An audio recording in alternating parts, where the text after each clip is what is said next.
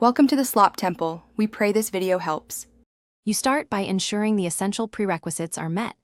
Epic Games Launcher is updated, and overlays are off. First, close Fortnite and exit Epic.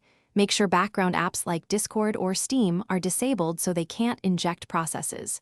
Once done, right-click the launcher and run as administrator to avoid permission blocks. Then verify Fortnite game files. This repairs corrupted data that triggers the crash reporter. You're acting on why crashes happen. Missing or blocked files and permissions often cause the reporter to appear.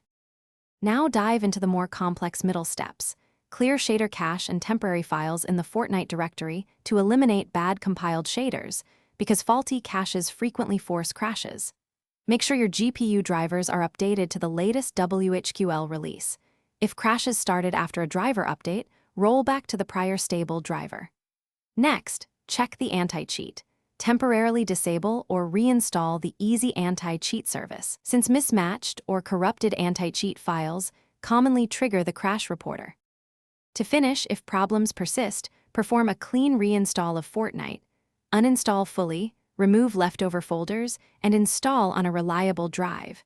This resolves deep file corruption. Make sure to collect crash logs from the saved /logs folder before reinstalling, because logs explain the failure and speed support.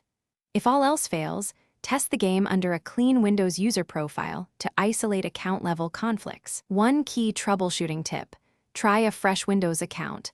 It often reveals whether system settings or an app is the culprit. Thanks for watching. Consider subscribing if we helped you.